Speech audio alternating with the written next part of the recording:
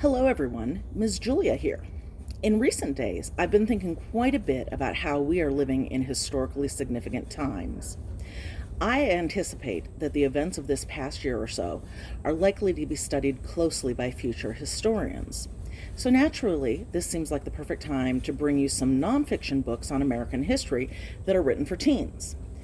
The descriptions of the books in the video are a combination of summaries from the publisher and my own perspectives. Now, I am currently 47 years old, so the way history was taught to me in my school years is likely quite different than the way it has been taught to today's teens. But no classroom has the time to allow a complete understanding of all of American history.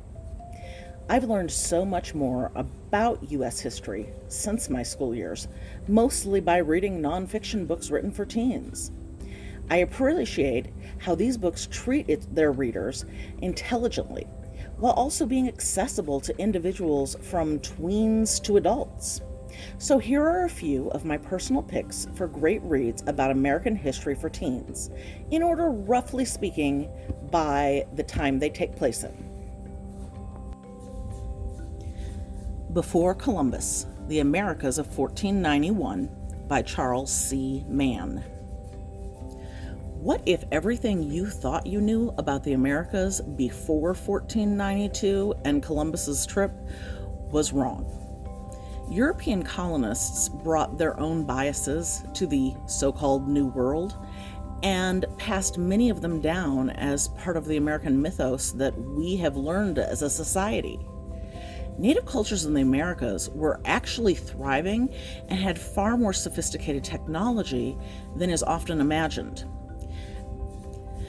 Before Columbus does a fantastic job of painting a picture of what the Americas actually looked like before the Europeans arrived. The Real Revolution, The Global Story of American Independence by Marc Aronson.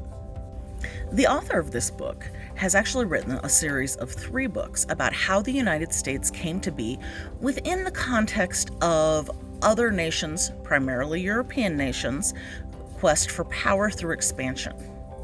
So this 3rd book tells a broader tale of the American Revolution as part of a more complete world conflict involving interests in the nation of India and also various European nations. In this book, I learned stories I had never heard before. Actual pettiness from the noble class in the British Parliament and their resentment toward merchants that helped lead to the Boston Tea Party. It blew my mind. This book shows how the American Revolution and all of our history is really only one piece in a greater worldwide puzzle. The Notorious Benedict Arnold, A True Story of Adventure, Heroism, and Treachery by Steve Sheinkin. When I was a kid, I grew up knowing that Benedict Arnold was the name of a traitor from the American Revolution. Naturally, I planted him squarely in the category of bad guy. But Arnold's story is so much more than just his treasonous turn away from the revolutionaries. Before his treachery, Benedict Arnold was actually one of the fiercest fighters for the Americans in the Revolution. He rose to the rank of general, and it can reasonably be argued that without his efforts, the Americans might well have lost the war. But when Arnold failed over and over again to get the promotions and the credit he felt he deserved, he got resentful and ended up deciding to conspire against the Americans who he believed had not properly appreciated him. Talk about a case of toxic entitlement. A Volcano Beneath the Snow, John Brown's War Against Slavery by Albert Marrin. This book tells the tale of John Brown, one of the most divisive figures during the Civil War period. Brown was a religious fanatic and staunch abolitionist. He felt completely justified doing whatever it took, including violence, to end the horror of slavery. In 1859, Brown and several of his sons engaged in a raid on the United States Arsenal at Harper's Ferry, Virginia. The raid's aim was to arm slaves for a violent revolt. John Brown's legacy is a complex and contradictory story of a man on the right side of history with his anti-slavery stance, but also perhaps a little too eager to use violence to achieve his aims. They called themselves the KKK, Birth of an American Terrorist Group, by Susan Campbell Bartoletti. After the end of the Civil War, angry white Southerners formed the Ku Klux Klan. This white supremacist organization began in 1866 and terrorized Black Americans and other minorities for decades. The KKK was shockingly tolerated by white society through much of our past. It has never been fully eradicated. This book is the first time that I personally have seen the horror of the KKK portrayed honestly and openly. I imagine most readers will be familiar with at least parts of the story of the KKK, but you might also be as surprised as I was by many details. Now, as a white reader, I also had to face a moral reckoning with my own privilege while reading this book, which was uncomfortable.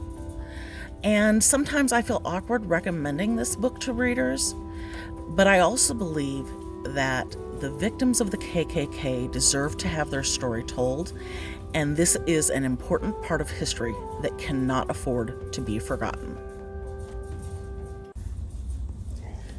Searching for Sarah Rector, the richest black girl in America, by Tanya Bolden. This book brings to light the intriguing story of Sarah Rector, who was born into an impoverished family in 1902 in Oklahoma.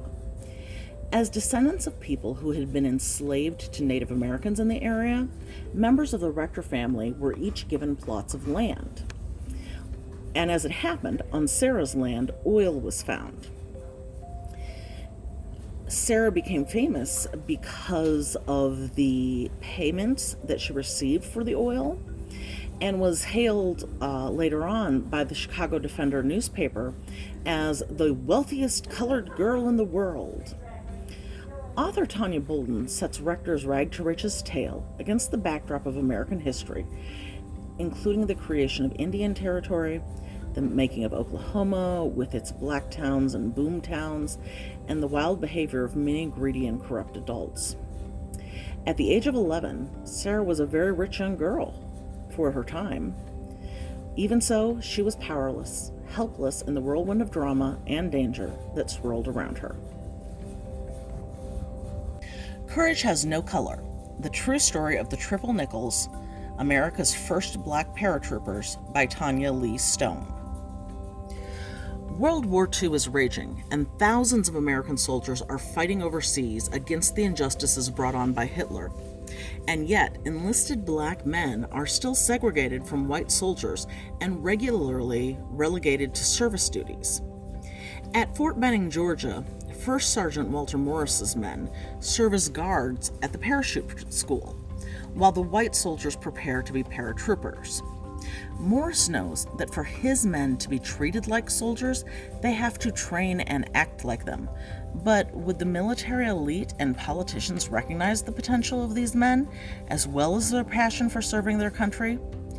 Tanya Lee Stone examines the role of African Americans in the military through the history of the Triple Nickles, America's first black paratroopers, who fought in a little-known attack on the American West by the Japanese. The 555th Parachute Infantry Battalion, in the words of Morris, proved that the color of a man had nothing to do with his ability. Most Dangerous, Daniel Ellsberg and the Secret History of the Vietnam War, by Steve Sheinkin. Every American history class I ever took from middle school on struggled to get past World War II, and almost never made it as far as Vietnam. In this book, I discovered a story that ran far deeper than I could have imagined. After World War II, Daniel Ellsberg, a loyal American who went to work at the Pentagon, saw the Vietnam conflict linger on for more than a decade. Eventually, Ellsberg's perspective changed about the military conflict. he stole and distributed the damning top-secret report known as the Pentagon Papers. Newspapers all over the country published the massive report, swaying public opinion on the Vietnam conflict, leading to Ellsberg being called the most dangerous man in America. Ellsberg was put on trial for leaking the material, and it was Nixon's vendetta against Ellsberg that helped lead to his own downfall and impeachment as an American president. An Indigenous People's History of the United States for Young People by Jean Mendoza. Spanning more than 400 years, this classic bottom-up history examines the legacy of Indigenous peoples, resistance, resilience, and steadfast fight against imperialism. Today in the United States, there are more than 500 federally recognized Indigenous nations, comprising nearly 3 million people, descendants of the 15 million Native people who once inhabited this land. This book reveals the roles that settler colonialism and policies of American Indian genocide played in forming our national identity. This book has been adapted for middle grade and young adult readers from Roxanne Dunbar Ortiz's original text and challenges readers to think critically about their own place in history. On My Journey Now, Looking at African American History Through Spirituals by Nikki Giovanni.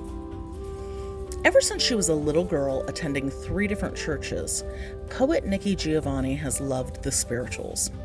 In On My Journey Now, she paints compelling portraits of the lives of her ancestors through familiar songs such as Go Down Moses and personal favorites such as Ain't Got Time to Die, celebrating a people who overcame enslavement and found a way to survive, to worship, and to build. Jazz, a Ken Burns documentary. Though not a teen book, I want to give an honorable mention to Ken Burns' documentary, Jazz. If you're a music lover, this is a can't-miss program. It is a deep dive into the history of jazz music, a uniquely American art form.